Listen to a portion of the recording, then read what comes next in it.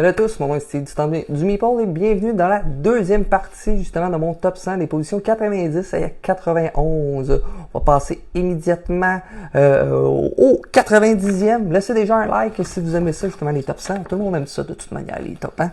Donc en 90e position, il va avec les Charlatans de Belcastel, un jeu bien connu. C'est un jeu justement de backbuilding. C'est un jeu, qu'est-ce que ça veut dire backbuilding? C'est que vous avez un sac et que vous allez améliorer les jetons qui se trouvent dans ce sac-là et que vous allez en piocher. Et justement, mettre ces jetons. Les jetons représentent des ingrédients. Nous allons, dans le fond, mettre ça dans une potion et nous allons avancer en fonction du nombre, du chiffre de l'ingrédient. Donc, nous allons essayer de se rendre le plus loin possible pour pouvoir avoir le plus d'argent et le plus de points de victoire. Une notion spéciale, c'est si vous avez accumulé plus de 7 en additionnant les jetons blancs, là, votre potion explose et vous pouvez avoir qu'un seul bonus. Et en plus, il y a un petit dé justement qui vous donne des bonus. C'est un jeu avec beaucoup d'ingrédients justement qui diffèrent. Vous avez les mêmes jetons mais qui ont des effets différents d'une partie à l'autre. Ce qui rend le jeu vraiment intéressant. L'extension justement des sorcières sans mère, elle donne des petits pouvoirs pour vous aider en cours de partie. L'extension Alchimiste, je n'ai pas essayé, ça semblait un petit peu complexifier le jeu, que je trouve qui n'est pas vraiment nécessaire. Je ne sais pas, je ne l'ai pas essayé non plus, là. Mais c'est un jeu vraiment le fun, justement, avec peu importe avec qui vous jouez. C'est un passe-partout, ça remporte tout le temps. Donc, en 90e position, nous avons les Charlatans de Belcastel. En 89e position, un autre jeu assez d'introduction, mais que j'aime, qui est efficace. C'est Century, la route des épices. Non, je ne prends pas la version Golem, je suis un gars à cube. C'est un jeu, justement, de Action Retrieval, que je vous ai déjà parlé dans une vidéo. C'est dans le fond, vous avez des cartes en main, vous allez jouer une carte, et à un certain moment, vous allez récupérer ces cartes-là. L'aspect aussi le fun, vous avez une rivière de ressources et vous allez accumuler des ressources avec ces cartes-là, qui vont être du curcuma, du cumin, en fait c'est de la cannelle, là, mais je les nomme comme que je veux. C'est des cubes jaunes, rouges, verts, puis bruns. Donc, vous allez acheter certaines cartes sur la rivière. C'est si vous voulez aller plus loin, vous allez devoir mettre des ressources. Et si vous prenez une carte où est-ce qu'il y a une ressource, ben vous l'accumulez. Justement, l'aspect qui est vraiment le fun, c'est que vous allez, que j'aime beaucoup, c'est vous allez avoir des objectifs, vous devez avoir certaines ressources. L'aspect que j'aime beaucoup, c'est de prendre des cartes qui se suivent. Donc, si je dépense 3 jaunes, je gagne un vert. Et le prochain, c'est si je dépense un vert et un jaune, je gagne un brun. Et le prochain, c'est si je dépense un brun, je gagne 3 jaunes et 2 rouges. Donc, j'aime ça voir, juste ça, prochain tour. Et là, ça dégringole justement assez vite. Moi, dans ce jeu-là, je vous dirais, c'est un petit peu comme les Ticket to Ride, c'est que vous allez acheter des cartes, puis à un moment donné, vous allez débouler vos combos et finir par faire des objectifs. Donc, les objectifs ne se réalisent pas en début de partie et tout d'un coup, ça déboule, tout le monde se pitch dessus. Donc, c'est un aspect que j'aime beaucoup. Donc, en 89e position, Century, la route des épices. En 88e position, nous avons un petit jeu de partie. J'avais dit qu'il n'y avait pas d'autre jeu de party. C'est un petit peu un jeu de party, je vous dirais. C'est 5 Minute Mystery. C'est un jeu c'est le même principe justement que 5 Minute Dungeon. Mais là, on va d'un jeu coopératif avec vraiment différents aspects. C'est un jeu où est-ce que vous allez avoir différents scénarios, qui est juste différentes manières. Vous allez avoir, dans le fond, à identifier un voleur ou un brigand, du moins. Et avec ça, c'est que vous allez avoir une carte, un petit peu comme un Où est Charlie, vous allez devoir trouver des symboles. Vous allez dire ces symboles-là, que quelqu'un va le mettre sur un petit codex, tourner ça, mais en fonction de vos descriptions, on devra mettre les bons symboles. Une fois que les bons symboles, on va prendre un type d'indice différent. Comme ça pourrait être un indice rouge et je pourrais savoir, c'est un foulard. Est-ce que le méchant a un foulard? On va mettre ça à côté de la tuile. Si les couleurs concordent, on sait que le méchant a un foulard. Donc, on va se mettre à regarder tout dans les piles, justement, tous les personnages qui ont un foulard, on va les garder de côté. Les autres, on va les défausser. On sait que c'est pas eux les coupables. Donc, des fois, il y a plusieurs méchants à trouver en même temps. Des fois, vous allez trouver un indice, mais même s'il n'a pas le foulard, vous savez qu'il n'a pas. Donc, tous ceux qui ont un foulard sont éliminés. Et ensuite, celui qui regardait justement les indices, où est-ce qu'il y a des indices cachés, on passe tout ça au prochain, donc on change les rôles, donc c'est vraiment intéressant, ça fonctionne bien, même en solo qui est jouable, donc en solo à 1, à 2, à 3, à 4, donc c'est un jeu intéressant, même avec les enfants. Les indices, vous allez avoir, je vous dirais, je pense qu'environ 4 fonds dans le fond de cartes qui sont identiques, mais que les icônes ne sont vraiment pas à la même place. Il y en a quand même beaucoup, donc on n'a pas tendance à se souvenir où est-ce qu'ils sont nécessairement. Donc, c'était en 88e position, 5 Minute Mystery. En 87e position, nous avons Rajas of the Ganges. Rajas of the Ganges, où est-ce que, justement, l'aspect qui est fun, c'est un placement d'ouvriers et un placement de tuiles et une gestion de ressources, où est-ce que les ressources sont des dés. Vous allez avoir une manière de manipuler ces dés-là. Donc, il y a une petite traque avec des rivières qui vont vous donner plusieurs bonus, mais vous pouvez avancer, mais pas reculer sur cette piste-là. L'aspect le fun, justement, c'est que la rivière, elle fonctionne juste avec les petits dés. Donc, petits dés, gros dés, ça n'a pas vraiment d'influence. Il y a ensuite placement de tuiles, justement, que vous allez devoir acheter avec des ressources de même couleur qui vont être avec vos dés, qui vont être connectés à certains emplacements, qui vont vous donner des bonus. Vous allez pouvoir activer aussi votre tableau, plus que vous avez d'un certain symbole en fonction d'une autre track. C'est beaucoup de choses, c'est un gros jeu. Ben, un gros jeu. C'est un jeu médium, je vous dirais, euro, vraiment. Très intéressant. L'aspect du fun, c'est justement, vous allez vivre deux tracks, des points de victoire et l'argent. Et lorsqu'ils se croisent, ça déclenche à la fin de la partie. Et celui qui a le plus croisé à la fin de la partie remporte la partie. C'est juste l'aspect de l'argent a tendance à la monter parce qu'on peut le dépenser pour modifier certaines choses. Mais l'aspect de points de victoire va vous donner des ouvriers de plus et il va vous faire avancer beaucoup plus rapidement. Donc, c'est l'aspect vraiment le fun de Rajas of the Ganges qui était en 87e position. En 86e position, on retrouve de mémoire mon dernier Roll and Ride. Je suis pas un grand fan, mais en fait, c'est un Flip and Ride. Mon favori, en fait, c'est Trail of Tucana. Trail of Tucana, c'est tout simplement, vous allez tourner deux cartes, ça va vous représenter deux parties de la jungle, soit le sable et la forêt. Vous regardez sur votre carte, vous faites un tiret entre une forêt et du sable, tout simplement. L'aspect qui est vraiment le fun, c'est qu'à certains moments, vous allez reconnecter soit, je pense que des toucans, justement, jusqu'à certains emplacements. Et lorsque vous en avez accumulé assez, ça va vous permettre de faire une ligne de plus.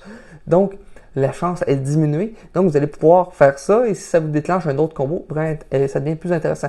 Il y a aussi, si vous reliez deux endroits avant les autres, vous allez avoir des points bonus.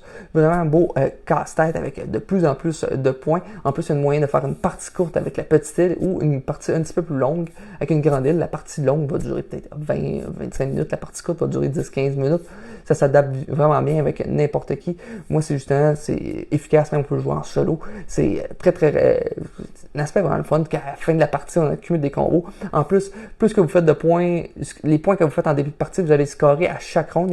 Il y a 3 rondes, donc un aspect vraiment le fun que plus qu'on les score vite, plus qu'ils vont vous revenir en termes de points, plus que la partie avance. Donc, c'était en 86e position, Trail of Tucana.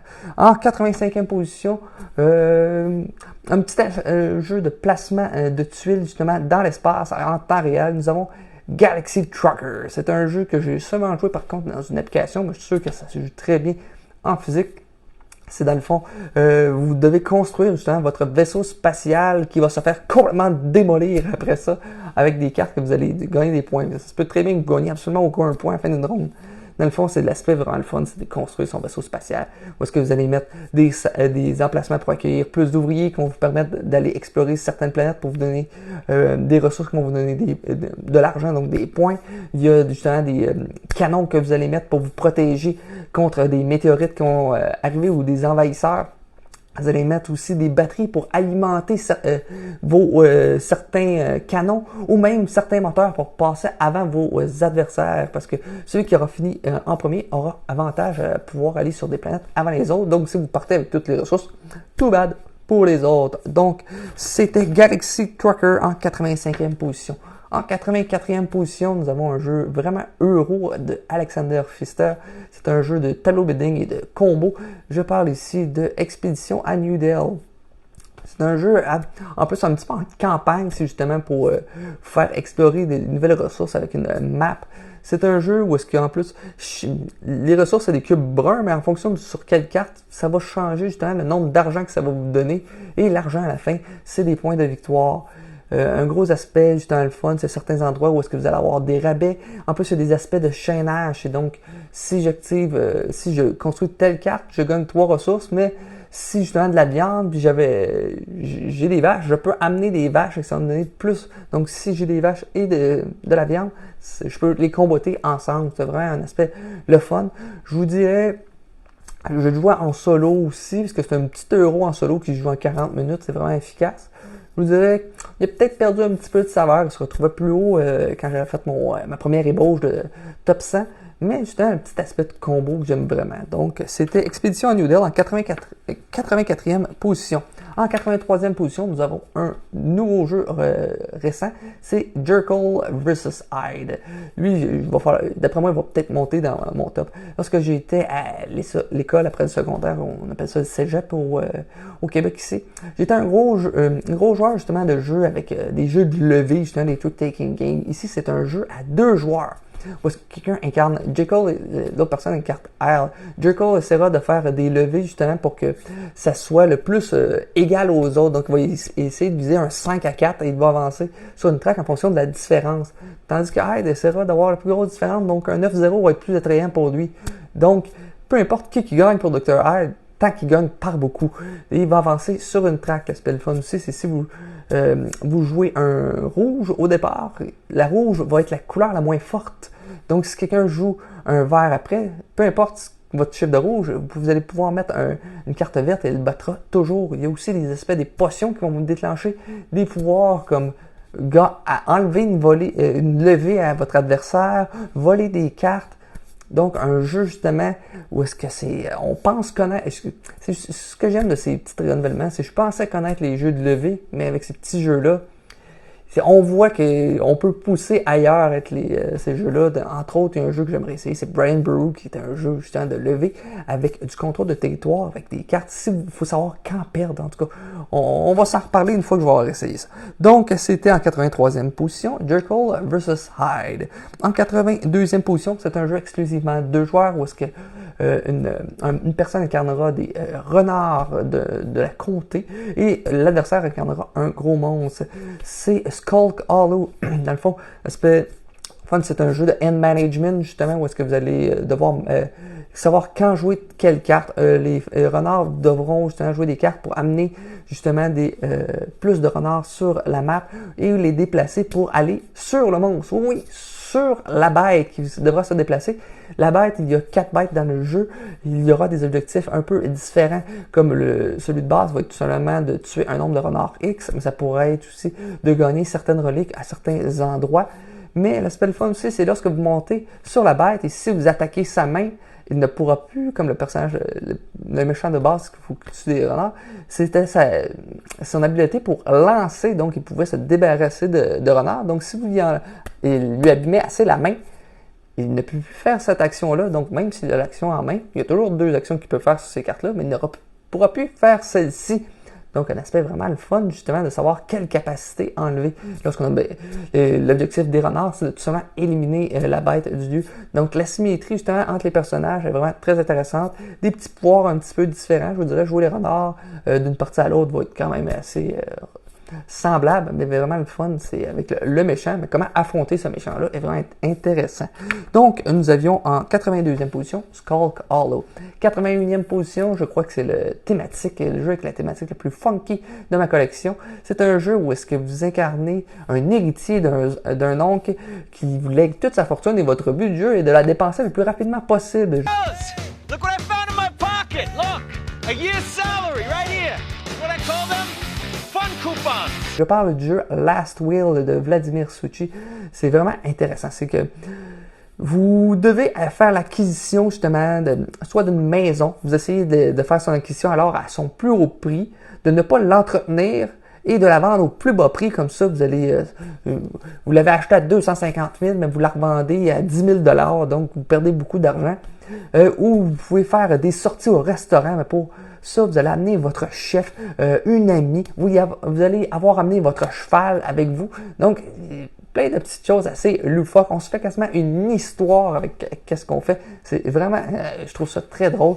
Il y a un petit aspect, justement, où est-ce que nous allons choisir nos actions dans un certain ordre, justement. Plus que vous choisissez qui vous donne plus d'actions à votre tour, moins vous allez faire le choix de cartes avant les autres. Donc, vraiment un petit aspect intéressant à ce niveau-là. Donc, c'était en 81e position, le jeu Last Will. Est-ce qu'il y a des jeux là-dedans qui vous intéressent, même s'il y a des jeux là-dedans que vous aimeriez connaître, que je vous montre, dites-moi-les en commentaire. Sinon, laissez-moi un like à cette vidéo. N'oubliez pas de vous abonner à ma chaîne, sinon on se retrouve dans la prochaine vidéo. Ciao!